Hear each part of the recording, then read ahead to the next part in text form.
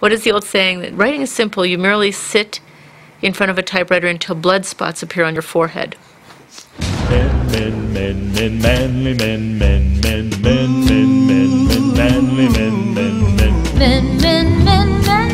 men. Woo-hoo-hoo. Manly men.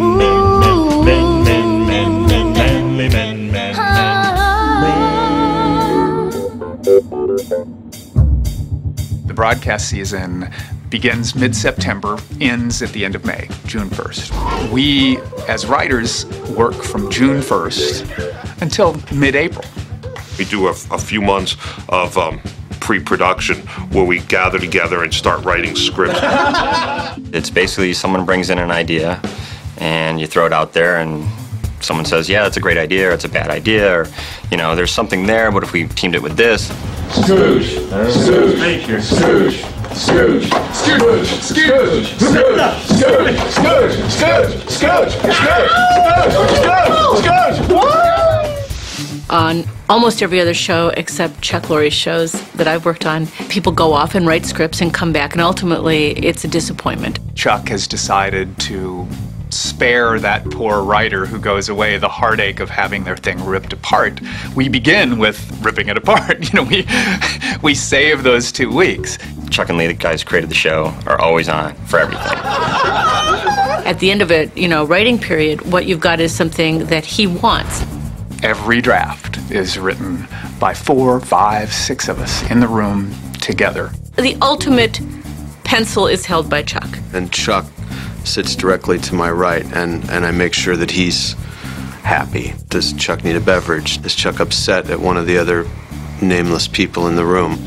I don't really know what the writing process is on other shows. We try not to get to know each other as people on the outside or even learn one another's names.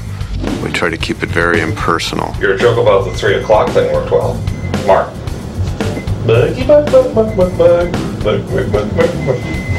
As a group, we have to have the confidence to pitch even the stupidest thing.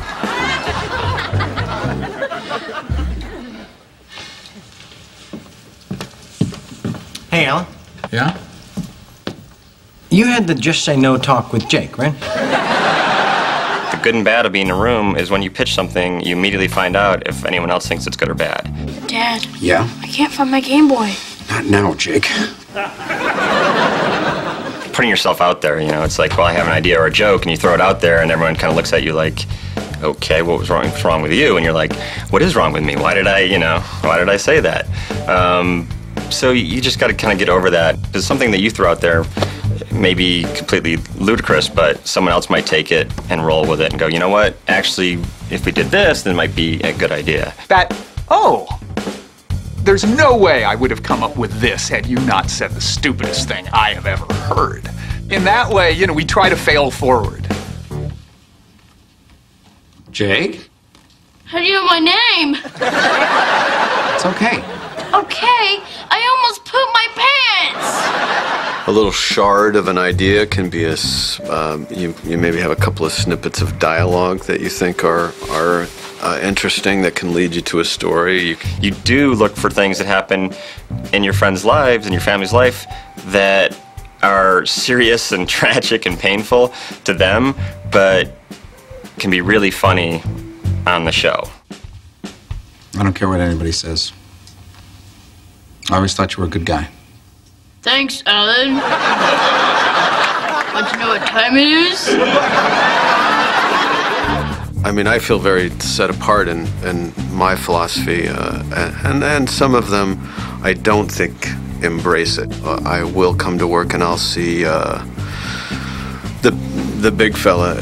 I'll see him. He's very gregarious in the hallway, very always chatting people up and friendly, and I don't know, judge him for it. I just think, well, that's his process. That's how he has to create. Come here. Yeah. I don't respect it, but it's what he has to do. It is a job, and it's very serious. I think if you walked into our writer's room, you would be amazed at how dull it is. I mean, people have this image of whoopee cushions, seltzer bottles, and cigars, and actually it's very sedate. It's a group of professionals sitting around a table trying to make sense out of something that didn't exist a few minutes ago. And it's difficult and it's serious. I think my role in the room is kind of a sobering influence. My feeling is, let's get the work done.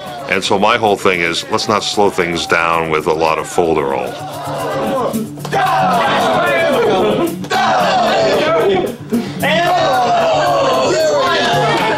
You think that writers can just sit there and do whatever they do, however they do it, but based on who walks in and out of that room, the writers' personalities change. Being the only woman on staff, it's really no different than being a man on the staff. The only thing really that's an issue for me is language. Language tends to be sometimes a problem for me, the language in the room. Miserable mother white fucking son of a licking. People have been doing situation comedy for years and years and years and years, and really the best thing you can do is find characters where it's their take on things. Like it would have killed her to get a C-section. Self-obsessed psychotic rant. What? You listening to yourself? Stupid question. Awkward silence. The character Charlie, he's single, he doesn't want to be married, he's rich, he lives on the beach in Malibu. So when you have a character that basically has a perfect life in a lot of ways, it just basically, how do we screw up Charlie's life? So I wanted to talk to you about the presentation ceremony. Oh, we'll be there. Just tell us where and when. Well, next Sunday, 5 o'clock. And I was hoping we could have it here. Here? Are you happy? Now we have to throw a party for your crazy-ass mother. Well, she's your mother, too. How do you know? I could have been adopted. You wish. I do. Because we know Charlie has a life that is just so, this perfect little life that you drop a pebble in, and usually you get 22 minutes. Daisy's fishing tackle and live bait? Turn it over. Daisy's classy catering. We think of this show, obviously, as an adult comedy. We are aired in the 9 o'clock time slot. We try very hard to take what would be what we in the business call 8 o'clock concepts. The kid has homework. He won't do it. That concept, and turn it into a story about adult brothers. Charlie, the teacher just called and told me to come get him. Well, I want it on the record that if the kid was running a blackjack game under the bleachers, he didn't necessarily get the idea from me. These two guys take turns being probably the worst cornermen in the world. Why did you flip Miss Pasternak off? Excuse me, we don't end our sentences with prepositions. We say, why did you flip off Miss Pasternak? I think that answers your question. The weekly process during production, basically, is every Monday there's a table read. So everyone, the cast and the writers and CBS executives and Warner Brothers executives, they all get together and sit around a table on stage, and the actors read it. I go to the sound stage and there's a lot of other people, and I see some of the other, I guess some of the other writers, and we sit and on Monday the actors read the script. And we get to listen, to find out like what works, what doesn't work, and we just kind of hang out in the background and make little notes about what we gotta like improve, or this story point doesn't work, that kind of thing. When you see the actors read these lines for the first time, are you ever like really disappointed with what they do with your words? Or? Sometimes you just can't believe, you think, why don't you just, take a hatchet to them? Why don't you just throw the script up in the air and blow it to smithereens? Tuesday and Wednesday we have what we call run-throughs, where basically you just go down to the stage and you watch the actors actually perform. It's like a little mini play. They're on the set.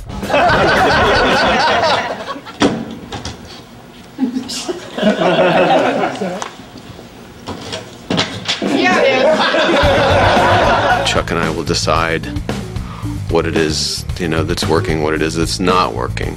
Thursday, we go down, we pre-shoot about a third to half of the show. And if something doesn't work, you run up and you try to throw in a joke, right there on the spot. And Chuck and I rewrite the show while the others order food or whatever it is they do. And then 7 o'clock Friday night, we have the audience show, and God willing, it's funny and they laugh, and we're all happy. Chuck and I decide what it is we need and are we okay, and then we tape the show.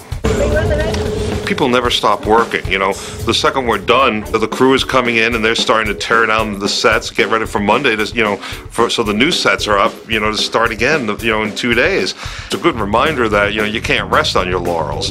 The good times and the bad times are all going to be there, and so you got to be ready for that. There's certain jokes that you've been laughing at all week, like this is the funniest thing I've ever seen, and then a studio audience sees it and it's just complete silence. And if it's your joke, it's like all of a sudden it's like 120 degrees on the stage, and you're like the sweat, and you're like, oh no, that was Mark. I'm sure the answer you often hear as aspiring writers is just write. That's what makes writers writers. Professional writers are writers who didn't quit.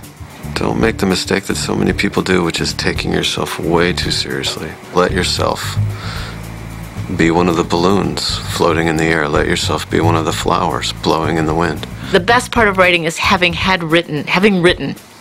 The best part is being done. See you next year.